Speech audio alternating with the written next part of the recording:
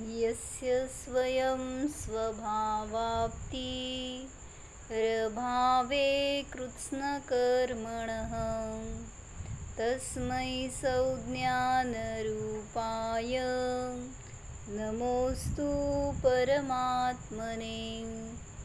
योग्योपादानयोगेन दृषदः स्वर्णतामतां द्रव्यादिस्वादिसम्पत्तां वात्मनोऽप्यात्मतामतां वरं व्रतैः पदं दैवं नाव्रतैर्बत नारकम् छाया तपस्थयोर्भेदः प्रतिपालयतोर्महान् यत्र भावः शिवं दत्ते द्यौकियद्दूरवर्तिनि यो नयत्याशु गव्यूतिं क्रोशार्धे किं ससीदति ऋषिकजमनातङ्कं दीर्घकालोपलालितं नाकेनाकौकसां सौख्यं नाकेनाकौकसामिव। जय बोलो पूज्यपाद आचार्य भगवान की जय।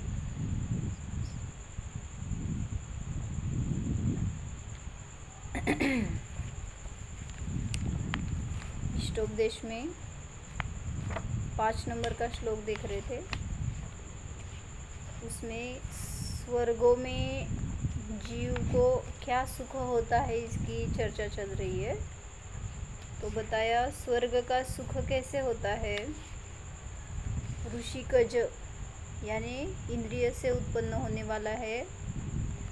अनातंक यानी सभी पीड़ाओं से बाधाओं से रहित होता है। वहाँ पर अगर वो जीव सुख भोगता है देवगति में तो उसको कोई भी पीड़ा नहीं होती।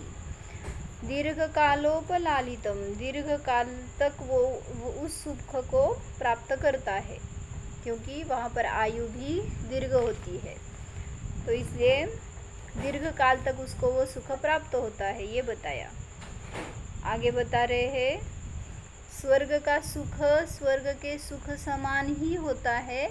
उसको किसी की उपमा नहीं दी जा सकती या उपमा हम दे नहीं सकते क्योंकि हम उस सुख को अभी समझ नहीं सकते। ऐसा वो सुख है क्योंकि यहाँ पर आपको वैसा सुख नो चांस उस टाइप का सुख यहाँ पर नहीं मिल सकता। इसलिए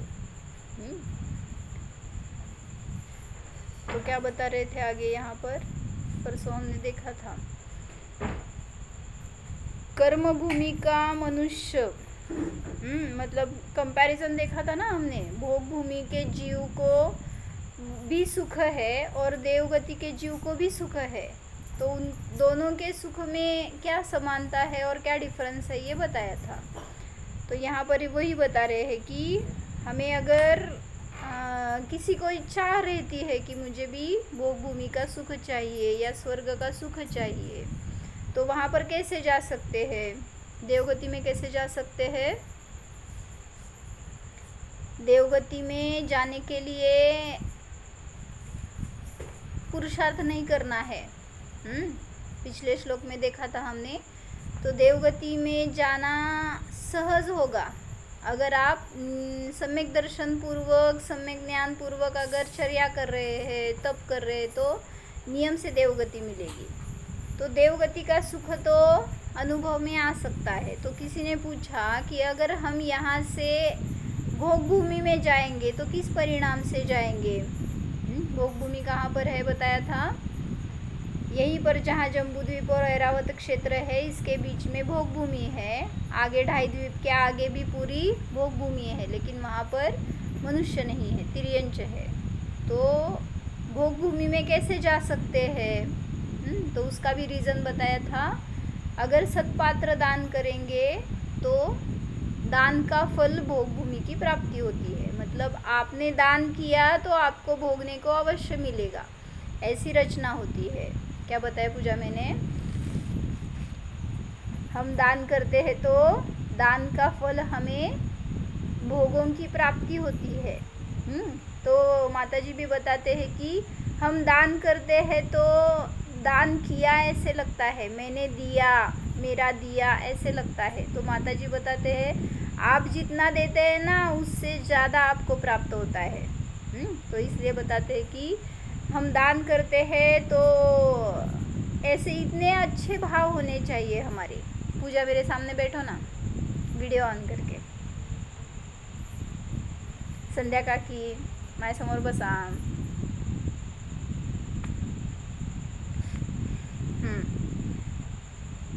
तो क्या बताया, क्या समझ में आया मैंने क्या बताया? सत्पात्र दान का फल भोग भूमि की प्राप्ति होती है। तो यहाँ पर बता रहे हैं कि कर्म भूमि का मनुष्य मरकर कर्म भूमि का ही मनुष्य बने तो उसके मरण समय में सम्यक्त्व नहीं रहता। हमने ये देखा था परसों। क्या कर्म भूमि का मनुष्य, अभी हम यहाँ पे कर्म भूमि में है।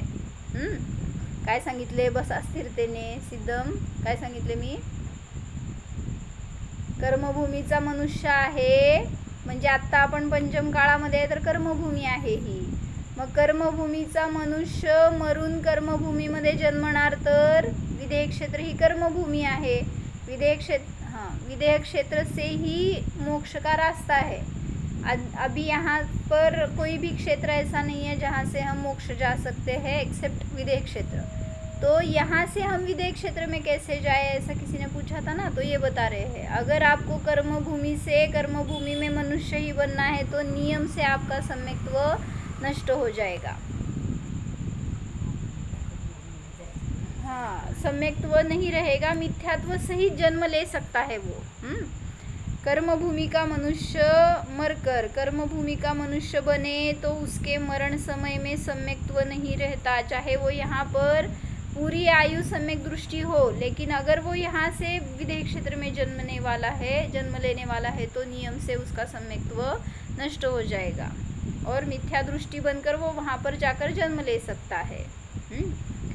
मनुष्य समय में जिस मनुष्य के सम्यक्त्व है उस सम्यक्त्व में मरेगा तो वहाँ सम्यक दर्शन के रहते हुए मरण होगा तो देव ही होगा। क्या बताया? मरण समय में अगर मुझे सम्यक दर्शन है तो मैं कहाँ जाकर जन्म लूँगा? म्यूट है, म्यूट। नियम से देवगति में जाकर जन्म लेंगे हम, ये बता रहे हैं। अगर मनुष्य गति का जीव है उसको मरण समय में सम्यक दृष्टि है तो उस सम्यक दर्शन के साथ मरेगा तो नियम से देव होगा। हाँ, एक शायिक सम्यक्त्व अवश्य ऐसा है उससे पहले नरक आयु बांध ली हो, तिर्यंच आयु बांध ली हो या मनुष्य आयु बांध ली हो और फिर क्षयिक सम्यक्त्व उत्पन्न कर लिया तो नारक तिर्यंच मनुष्य गति में जाना पड़ेगा।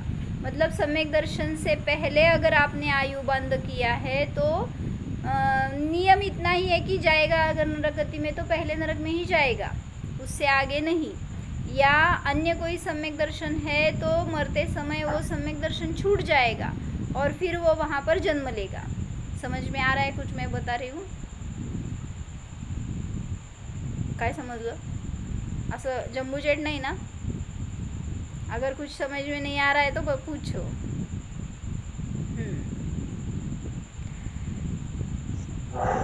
तो उसको उस गति में जाना पड़ेगा, ये बता रहे हैं। लेकिन नरक में जाएगा तो पहले नरक में, तिर्यंच में जाएगा तो भोग भूमि या तिर्यंच में, ये बता रहे हैं। अगर कोई जीव सम्यक दर्शन सहित मरण करेगा और वहाँ पर जन्म लेगा तो तिर्यंच गति उसकी अगर बंद गई है तो उसके साथ मरेगा तो कहाँ जन्मेगा? नियम से तिर्यंच होगा तो भोग भूमि का ही तिर्यंच होगा। मनुष्य में जन्म लेगा तो कहाँ जाएगा बताओ? सम्यक दर्शन सहित अगर मरण करेगा कोई मनुष्य तो कहाँ जाएगा? भोग भूमि का मनुष्य। भोग भूमि का मनुष्य बनेगा। अगर मनुष्य गति में जाने वाला है तो भोग भूमि का मनुष्य ही बनेगा। लेकिन अगर कर्म भूमि में जन्म लेने वाला है तो मिथ्यात्व नष्ट हो जाएगा। समझ में आया क्या मैंने बताया? बोलो संध्या काकी। मला असं वाटतं की करण्यात जाते हाँ, करण्यात जाते वो तो जाएगा ही ना, लेकिन मैंने अभी आयु बंद कर लिया है, मनुष्य की आयु बांध ली है, और उसके बाद में मैंने सम्यक दर्शन प्राप्त किया है। कहाँ जाऊंगी? वो भूमि आप आएंगे ना? मैं नहीं जाने वाली। मैंने एक एग्जाम्पल बताया, अगर मैंने आयु बंद कर लिया है तो नियम से भोग भूमि में जाएंगे। अगर सम्यक तो सहित मरेगा जीव तो मनुष्य और तिर्यंच ये आयु दोनों बंध गई है, तो मरकर वो नियम से सम्यक दर्शन सहित अगर है तो नियम से भोग भूमि में जाएगा। तो ये बता रहे हैं यहाँ पर भोग भूमि में मनुष्य, अभी मैंने मनुष्य आयु बांध ली है ना आगे की, तो मनुष्य ही होगा वहाँ पर जन्म लेने के बाद, और तिर्यंच आयु बांध ली है तो तिर्यंच होगा। मनुष्य में जाएगा तो भोग भूमि में, तिर्यंच में जाएगा तो भोग भूमि में। अगर नरक में जाएगा तो सिद्धम, अगर नरक में जाएगा सम्यक दृष्टि तो कहाँ पर जाएगा? नियम से पहले नरक में जाएगा, उससे आगे जाएगा कि नहीं? जाएगा नहीं, जाएगा कि नहीं? नहीं जाएगा कि नहीं? नहीं अरे जाएगा, लेकिन उसका सम्यक्त्व नष्ट हो जाएगा, ऐसे बताना है मुझे। मतलब वो सम्यक दर्शन सहित है आयु पूर्ण तक, लेकिन वो अगर नीचे जाने वाला है, नीचे वाले नरक में, तो नियम से सम्यक दर्शन छूट जाएगा उसका, मिथ्या दृष्टि होकर वो नीचे जा सकता है। हाँ, पहले नरक में जाएगा तो सम्यक्त्व रह सकता है, लेकिन अगर नीचे जाने वाला है तो अंतर्मुहूर्त के लिए तो वो मिथ्या दृष्टि होगा ही, लेकिन वहाँ पर जाने के बाद सम्यक दर्शन करे या न करे कुछ बता नहीं सकते। चांस बहुत कम रहता है। हाँ, नरका, हाँ बोला आवाज तर पण तो शारीरिक सम्यक तर शारीरिक सम्यक दृष्टी असेल तर मग तो कसा जाईल खालच्या नरकात? नहीं, वो नीचे जाएगा ही नहीं, वो पहले नरक में ही जाएगा। शायद सम्यक दृष्टि अगर मरेगा तो नियम से पहले नरक में ही जाएगा, उसको आगे की टिकट नहीं मिलने वाली, उसका टेंशन मत लो।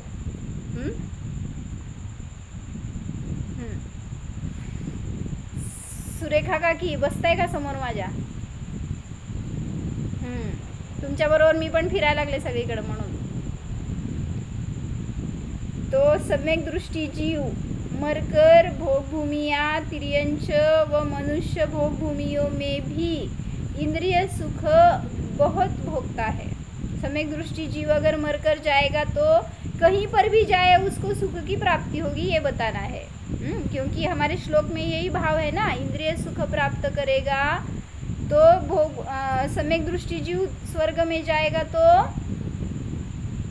इंद्रिय सुखों की प्राप्ति करेगा। तो वैसे ही सम्यक दृष्टि जीव अगर यहाँ से मनुष्य होने वाला है तो वो भी भोग भूमि में जन्म लेगा। क्यों? क्योंकि वहाँ पर भी भोगों की बहुलता है, इंद्रिय सुख की बहुलता है, इसलिए। तिर्यंच होगा ना तो भी उसको सुख होगा वहाँ पर। तिर्यंचों को सुख होता है क्या? फिर कैसे? ऐसे क्यों बताया? भोग भूमि को तिर्यंच को ही पूछ रही हूँ मैं, सुख रहता है क्या? देखना पड़ेगा ना। काय आहे? घरदार आहे, आई वडील आहेत, कोण कोण आहे, काय सुख आहे? सगळे इंद्रिय भोग आहेत, खायला प्यायला सगळं आहे, काय आहे तिथं? काय सुख आहे?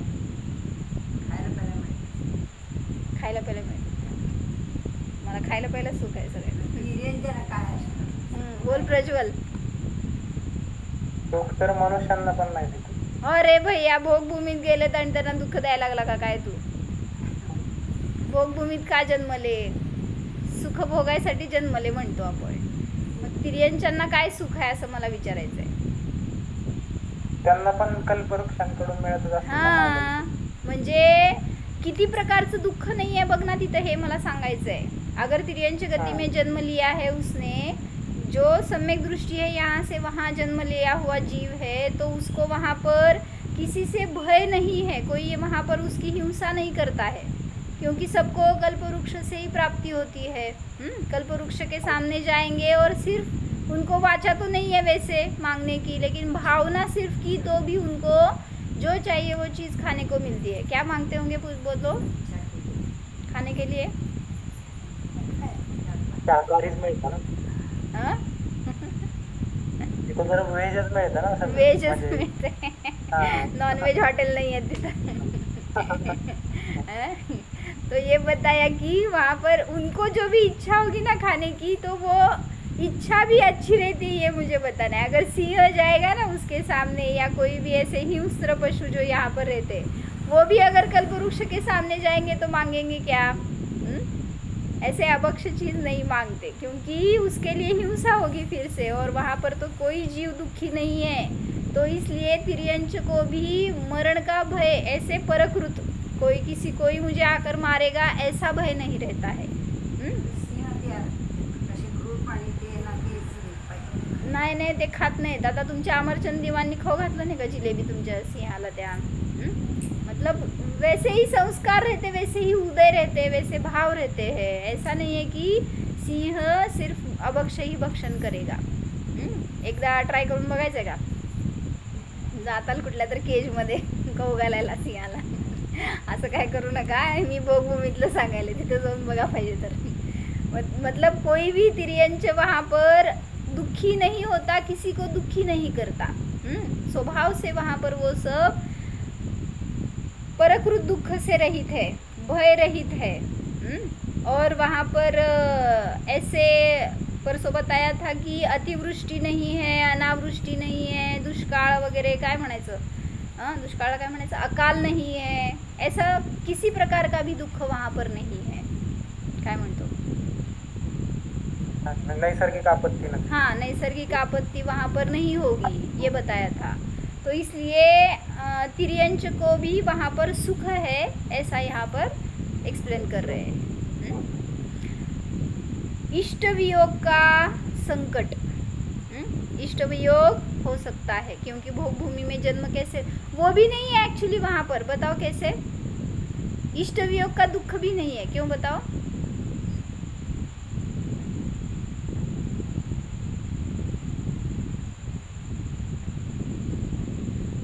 कारण तिथं आई वडिलांचा जन्म, म्हणजे हे जन्मल्यावर आई वडिलांचं डेथ होती ना, आई वडिलांचा जन्म होतो, काय म्हणाला?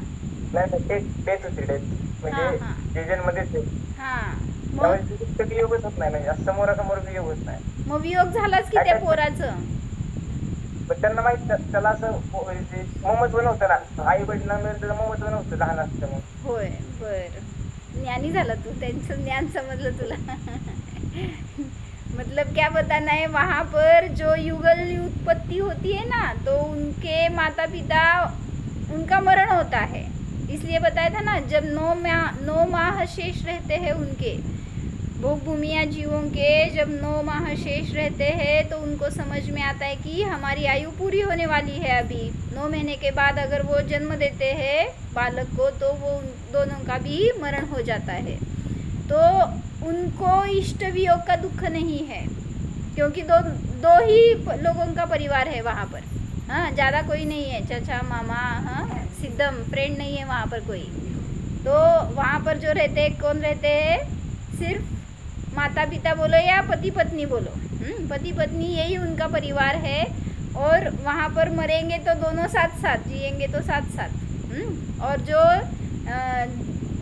उत्पत्ति हुई है वो भी युगल उत्पत्ति होती है।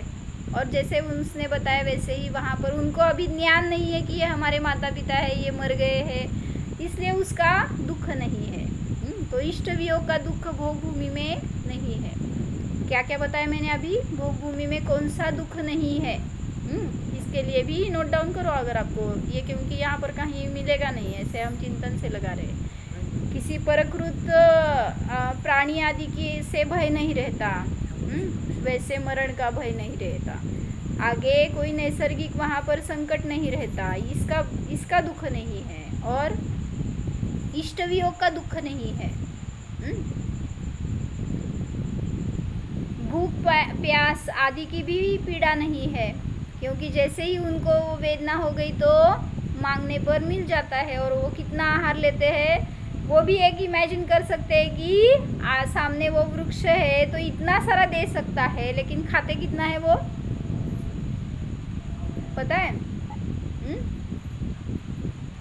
बेर जितना, आंवला जितना और बेड़ा एक बताया है ना, तो ऐसे इतने कम, इतना ही उनका ग्रास बस आहार हो गया। वो भी 3 दिन के बाद, 2 दिन के बाद, 1 दिन के बाद, ऐसे उनको भूख लगती है तो वहाँ पर तब शुद्धा की क्षमता होती है, बस उतना ही आहार करने के बाद। म्हणजे त्या झाडाला पण कष्ट नाही, किती द्यायचं, किती जण पण येऊ देत, किती द्यायचं, एवढंच आहार दिलं की बस हे सॅटिस्फाईड आहेत, मला काही लई कष्ट करावं लागणार नाही असं झाडाचं का, मतलब वहाँ पर उनको ये भी दुख नहीं रहता। यहाँ सबसे बड़ा कष्ट एक यह भी है कि यहाँ पर मनुष्य गति में, कर्मभूमि में यह कष्ट है कि पुरुष स्त्री है, एक यह भी है कि पुरुष स्त्री है, अब उनमें कोई मरेगा ज़रूर, पहले मरेंगे सभी हम आप, जो भी जन्मे हैं सबका मरण होगा। पर एक प्रसंग की बात यह देखो कि पति पत्नी में आधारभूत प्रेम है, किंतु उनमें से एक कोई पहले तो मरेगा ही ना। अब कल्पना करो कि पति पहले मरता तो पत्नी कितना बिलखती, और पत्नी पहले मरती तो पति कितना बिलखता, अर्थात पति भी अपने को शून्य समझता। मतलब पत्नी का पति में और पति का पत्नी में विशेष स्नेह है, तो इस वजह से किसी का अगर वियोग हो जाए तो उसका दुख सबसे बड़ा लगता है। नहीं, भोग भूमि में नहीं, अभी यहाँ की बात चल रही है, कर्म भूमि की। अब और क्या गति होगी सो बताओ। ऐसा यहाँ बहुत कठिनाई से हो पाता कि पति पत्नी दोनों संग ही गुजरे, काय हम साथ साथ मरेंगे जिएंगे। इथं नाही होत असं काय, कोणाला मारायला जाऊ नकात, नाहीतर मी मेलो तू पण मर, असं काय म्हणायला जाऊ नकात। ते पूर्वी असायची प्रथा, काय सती जायचे तर त्यांचं भावना आहे की जिथं ते पती जन्मेल ना तिथं जाऊन मला जन्मायचं आहे, पण असं तर जन्मत नसतात, कुठं गेलेत कुणाला माहिती परत ते, पण ते एकत्र मरायची तशी पद्धत होती, पण आता तसं काय नाही। पती पत्नी दोनों संग ही, ॲक्च्युली ते म्हणत होते पहले वैसे बोला करते थे कि अगर पति की मृत्यु हो जाए तो पत्नी को सतीच म्हणतात ना, हिंदीत काय म्हणतात ती जात होते। शिक्षा आंटी पता है क्या आपको ये सती जाने की प्रथा? ऐसे रहता है, अगर उसकी चिता जलाने वाले हैं ना पति की, तो उसमें ही उस स्त्री को भी प्रवेश कराते हैं, हाँ म्हणजे करायला लावतात। मतलब उनकी मान्यता पति के साथ उसकी भी मृत्यु हो जानी चाहिए, लेकिन मुझे बताना है वो भी एक साथ नहीं होती। पति की मृत्यु हो गई अभी, उसके बाद में चिता रचेंगे डालेंगे, फिर उसके बाद पत्नी का प्रवेश, उसके बाद मरण होगा, साथ में हो गया क्या? मतलब कैसी मूर्ता थी पहले, ऐसे बहुत अंध कल्पना थे, तो उसका निषेध करने के लिए बता रहे। ऐसे कोई संग संग मरने वाला नहीं रहता। बोल। संयम किंवा धर्म वगैरे नाही ना, संयम नाही आहे तिथं, 1 ते 4 गुणस्थान आहेत, मतलब असंयमी। धर्म किंवा सम्यक दर्शन वगैरे होतं का? सम्यक दर्शन होणार, सम्यक दर्शनाला बाधा नाही आहे। 1 ते 4 गुणस्थान आहेत की, 4थ्या गुणस्थानात सम्यक दृष्टी जीव आहे। मग तिथं सांगितलं सम्यक दर्शन उत्पत्ति की कारण क्या है? तो तिथं भोगभूमि में सम्यक दर्शन उत्पत्ति के कारण क्या है? कैसे होता है सम्यक दर्शन? अकृत्रिम चैत्यालय का? अकृत्रिम चैत्यालय भोगभूमि में कहाँ पर है, हमने देखा था, लेकिन जहाँ पर भी है ना तो वहाँ हम जा सकते हैं क्या, ये देखना पड़ेगा। मतलब मनुष्य जाते हैं क्या? कितने चैत्यालय बताए थे? बोल प्रज्वल, आहे का लक्षात? चैत्यालय का? हाँ, 8 करोड 8,56,97,481. अकृत्रिम चैत्यालय आहे टोटल. आणि त्याच्यामध्ये चैत्य किती बोल सिद्धम? 925 कोटी 53,27,948. एवढे अकृत्रिम चैत्य आहेत. काय म्हणले? लिहायचं होतं तुम्हाला. लिहा सिद्धम भैया, नंतर बोल. त्याचं नाव काय आहे? ऋषभ. बर, काय सांगितलं सांग मी आता. अकृत्रिम चैत्यालय.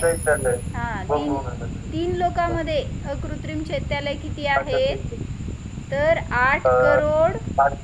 हा, पुढं 8,97,481. ए भैया, कमी करायला का जास्त करायला? थांब. 8,56,97,000. लिहायसाठी सांगायला मी परत एकदा आहे. हा, ते काय रायटर आहे का तुझं? 8,96,97,481. बरोबर आहे ना? काय चुकलं माझं?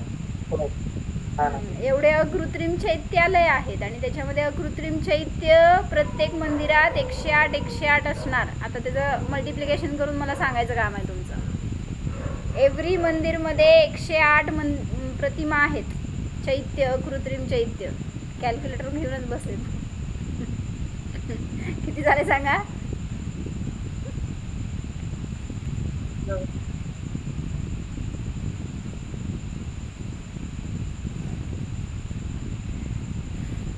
करा आणि बघा ते. तर तेच मला सांगायचं होतं की एवढे अकृत्रिम चैत्यालय आहेत. तर त्याच्यातलं अकृत्रिम चैत्यालय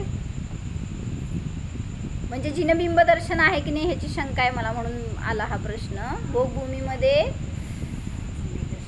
जिनबिंब दर्शन करून सम्यक दर्शन होतं का हे बघून सांगते मी नंतर तुम्हाला. आहे ना? हां, दुसरं काय कारण आहे? हाँ,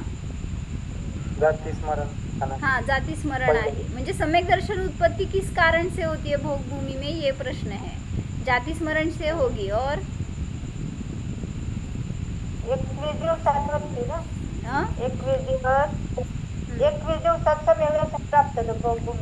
हाँ, बरोबर है.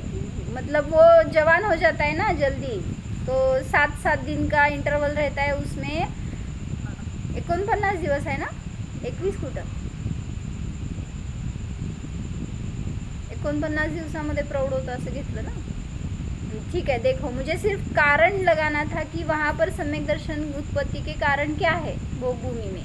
तो पहला बताया जाति स्मरण, तो उसको जाति स्मरण हो सकता है जिससे सम्यक्त्व की प्राप्ति हो सकती है. और दूसरा जिनोपदेश, मतलब कोई अगर चारण मुनि है तो उनसे सम्यक दर्शन की उनको देशना मिल सकती है और उससे उनको सम्यक दर्शन की प्राप्ति हो सकती है. तो ऐसे 2 कारण तो लगा सकते हैं. सुपात्रदान पण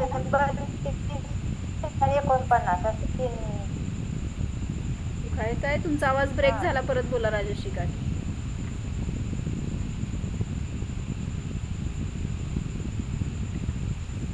तुम्ही सुपात्रदान काय म्हटला? सुपात्रदानाचं फळ म्हणून भोगभूमीत जन्मतो, त्याचं फळ म्हणून सम्यक दर्शन होते असं नाही घ्यायचं अर्थ. फक्त भोगभूमीत जन्म होतो त्यांचा एवढंच. पण तिथं गेल्यावर सम्यक दर्शन होणार तर त्याची कारणं वेगळी आहेत. तिथं दान करत नाही बरं का. भोगभूमीमध्ये दान करतो का हो जीव? सुपात्रदान इकडे मनुष्य हाँ, उधर भी मनुष्य ही है ना. कर्मभूमीतले भोगभूमीतले मनुष्य दान करतात का असं मी विचारते. नहीं, कर्मभूमीतले मनुष्य क्यों नहीं दान करतात ते भोगभूमी. क्यों नहीं करते वहाँ पर दान? भोगभूमि के जीव दान क्यों नहीं करते?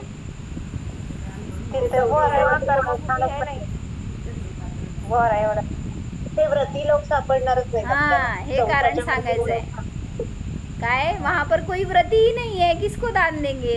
हाँ, आपको ही एक परस्पर में पकड़ कर दान देना पड़ेगा। हाँ, मेरे हाथ का तुम खाओ, तुम्हारे हाथ का मैं खाता हूँ। तो सत्पात्र दान यानी जो महाव्रती को दान दिया जाता है ना, वैसा वहाँ पर चांस नहीं है कोई, क्योंकि वहाँ पर सभी लोग भोगी है। तो चतुर्थ गुणस्थान से आगे कोई जीव नहीं है, संयम नहीं है, महाव्रती नहीं है, इसलिए वहाँ पर दान नहीं कर सकते। ठीक है, माझा एक प्रश्न होता, हाँ, इथे भूमीमध्ये जर मंदिर आहेत किंवा त्यांना जिनोपदेश पण मिळू शकतो, म्हणजे तिथे धर्मध्यान होऊ शकतं ना, म्हणजे स्वाध्याय चर्चा असं होऊ शकते, काय बाधा नहीं। मतलब वो आया था ना, कौन था जीव, आदिनाथ, हाँ वही, उस टाइम पर ही वो बताया था ना।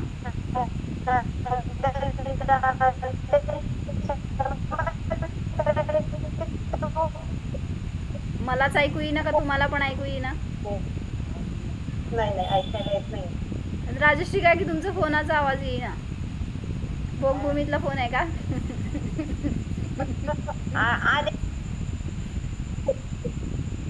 हाँ बोला, राहू दे, चला आमचं टाइम भर। काय सांगत होते मी? आदिनाथांना त्यांच्या भूमीमध्ये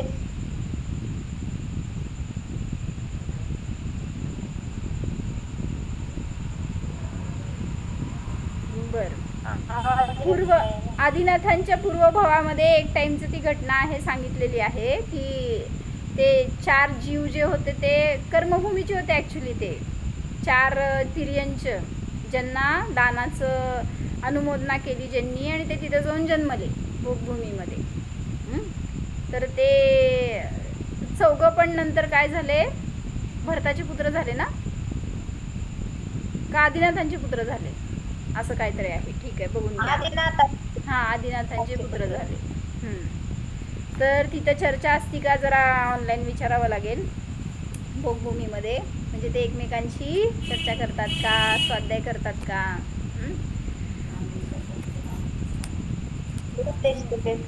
हां, उपदेश दिला की आदिनाथ भगवंतांना त्यांच्या मंत्र्याने त्यांना सम्यक दर्शन प्राप्त झाला। आदिनाथ सम्यक दर्शन है ना, इसीलिए बताया जिनोपदेश ये कारण हो सकता है। तू काय म्हणली, दान न देण्याचं कारण तिथं कोणी व्रती नाही आहेत, कोणाला दान देणार? भोगभूमीमध्ये सगळे असंयमी जीव आहेत, म्हणून तिथं कोणाला दान देण्याचा चान्स नाही। जाति स्मरण नहीं होता ना, जाति स्मरण और जिनोपदेश ये कारण बताए हैं मैंने। जिनबिंब दर्शन ये देखना पड़ेगा, क्योंकि कृत्रिम चैत्यालय, तो कृत्रिम चैत्यालय होंगे तो कर सकते हैं, अकृत्रिम चैत्यालय कहाँ पर स्थित है, जो भी है ना वो हमारे रेंज में नहीं है, ऐसा मुझे बताना है। जो भी मनुष्य है ना, तो वहाँ पर जितने भी हमने देखे हैं अकृत्रिम चैत्यालय, तो वो मेरू पर्वत पर है। मतलब जहाँ पर हम नहीं जा सकते वैसे स्थान अधिक है। किसी को पता हो तो बताओ, भोगभूमि में कृत्रिम चैत्यालय है क्या, और अकृत्रिम है तो वहाँ पर मनुष्य जा सकता है क्या? ठीक है, आगे देखते हैं। अभी हम इतना सा कंप्लीट करते। अब क्या गति होगी अगर पति पत्नी, इनकी बात चल रही थी ना, कहाँ गए हम यहाँ से, भोगभूमि में। तो पति अगर पहले मरता है तो पत्नी को शोक होगा, पत्नी अगर पहले मरती है तो पति को शोक होगा। तो इस शोक से उनको क्या गति मिलेगी? ऐसा यहाँ बहुत कठिनाई से हो पाता है कि पति पत्नी संग ही गुजरे। ॲक्सिडेंट झाला आणि एकत्र गेले, हार्ट अटॅक आला, एकावीस येत नाही कोणाला हार्ट अटॅक, तर असं खूप कमी होतं की दोघं एकत्र मेले। पर भोगभूमिया में ऐसा ही होता है, पति पत्नी दोनों एक साथ मरते हैं। त्यांना हार्ट अटॅक येत नाही, त्यांना काय येतो, कसं मरतात, फक्त शिंकले की मेले, हां जांभई आली की मेले। तुमचा heart fail, kidney fail, brain haemorrhage no chance, काहीच नाही तिथं, कारण रोगजनित पीडा नाही आहे त्यांना. भोगभूमीतल्या जीवांना हे पण रोगाचं पण दुःख नाही आहे. मागं आपण कॅल्क्युलेट केले ना काय काय दुःख नाही आहे, त्याच्यात हे एक ॲड करा.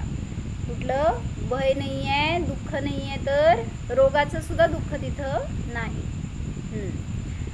पति पत्नी दोनों एक साथ मरते हैं. अब कुछ अंदाज हो गया ना कि यह लौकिक सुखों की बात है कि दोनों मरे तो एक साथ मरे. म्हणजे हे पण सुख आहे हे सांगायचं हो त्यांना. समजलं का तुम्हाला? म्हणजे मला आत्ता समजलं. भोगभूमीमध्ये दोघं एकत्र मरतात हे पण सुखाची गोष्ट आहे, असं पण असतं का? काय म्हणले? म्हणजे तुम्हाला मागं दुःख भोगत बसावं न लागावं, ह्याच्यासाठी ते सुखाची गोष्ट आहे असं सांगायला लागले. म्हणजे कोणाला कशात सुख आणि कोणाला कशात. मरण में हानि किसकी? भैया एक बात और विचारो कि किसी के मरने पर ज़्यादा नुकसान मरने वाले का होता है कि जिंदा रहने वाले हैं उनका होता है? चांगला प्रश्न आहे. क्या बताओ? ते मेलेला सांगायला मागं राहिला नाही आहे ना, आणि मग कसं तुम्हाला समजणार कोण सुखी आहे? तो दुसरीकडे जाऊन जन्मला, त्याचं आयुष्य पण चालू झालं. हा, आपण आपल्याला दुःख जास्त. आपण म्हणू नको, मी म्हणजे आपल्यावर आहे आपण भोगायचं का नाही. हा बरोबर. तर सांगतायत की जो मेला त्याला जास्त कष्ट आहे का जो मागं राहिलाय ना त्याला जास्त कष्ट आहे असं विचारलंय. परिवार, इस पर जरा कुछ तर्कना कीजिए. परिवार का कोई एक गुजर गया और परिवार के 2-4 लोग अभी जिंदा है, तो यह बताओ कि मरने वाला टोटे में रहा कि जिंदा रहने वाले टोटे में रहे? टोटे में तो जिंदा रहने वाले रहे, क्योंकि मरने वाला तो दूसरे भाव में गया, अच्छा नया काय रंगाचंगा शरीर पाया. जो बचे हुए लोग हैं अथवा नाते रिश्तेदार जन है वे तो रोते बैठते हैं, बिलखते हैं. तो टोटे में तो जिंदा रहने वाले रहे. मग जगायचं का मरायचं पहिला? म्हणजे तो मेलेला तर पुढं जाऊन सुख भोगायला आणि तुम्ही इथं मागं दुःख भोगत बसलाय हे सांगायला लागलेत की तुम्हाला जर सुख भोगायचंय तर पहिला मरा का, असं का? असं नाही सांगायचं आहे तुम्हाला. मग तर शरीराची रुची न राहावी ह्याच्यासाठी सांगतायत की शरीराच्या निमित्तामध्ये आपण किंवा कोणी मेलं त्याच्या निमित्तात शोक करतो, तर तो जीव तर पुढं जाऊन सुख भोगायला सुरुवात झाली त्याची. जो बचे हुए लोग है रिश्तेदार है वे रोते बिलखते हैं. टोटे में रहे तो जिंदा रहने वाले. भोग भूमि में पति पत्नी दोनों का एक साथ मरण होता है, तो वहाँ पर न किसी के फायदे की बात है न तोटे की बात है, दोनों एक साथ निकल गए हैं. कुठे गेले हो? दिसले का? कुठे गेले? भोगभूमीतले जीव मेलेले नियम से स्वर्ग में जाकर जन्म लेते हैं. तो वहाँ पर तो उनको सुख की ही बात रहती है. तो ये सब क्यों देखा हमने? इंद्रिय सुख भोगभूमि में रहता है और देवलोक में रहता है. तो सम्यक दर्शन का फल है कि वो सुख में रहेगा जीव. तो अगर सम्यक दर्शन सहित मरेगा तो दुख क्षेत्र में जन्म नहीं होता, ये बताना है. दुखी क्षेत्र में तो देव मरकर कहाँ जन्मते हैं? सम्यक दृष्टि जीव देव मरेंगे तो कर्म भूमि में जन्म लेते हैं. तो यहाँ पे दुख है कि सुख है? अभी ये प्रश्न है, आपको चिंतन करना है. फिर सम्यक दृष्टि जीव को दुख नहीं रहता, दुख क्षेत्र कैसे मिला, ऐसे कैसे बोल सकते हैं? फिर देवगति से मनुष्य गति में सुख कम है, यानी दुख है ऐसा ही बताएंगे. तो इसलिए अगर देव पर्याय से च्युत होगा सम्यक दृष्टि जीव तो सुख में आएगा कि दुख में रहेगा? चिंतन करके बताओ कल. ओम.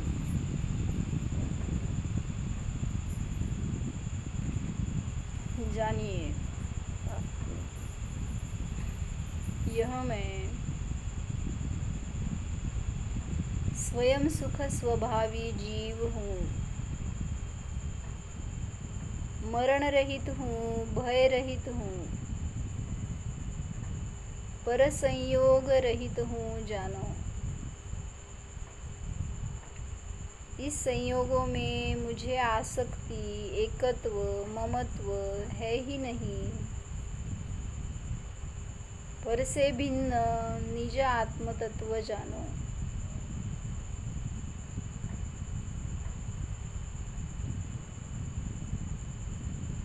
एकत्व विभक्त स्वरूपोऽहम्, निर्मम स्वरूपोऽहम्।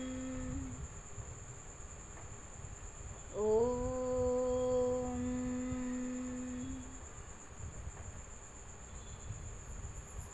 विसर्जन। नमो अरिहंताणम्।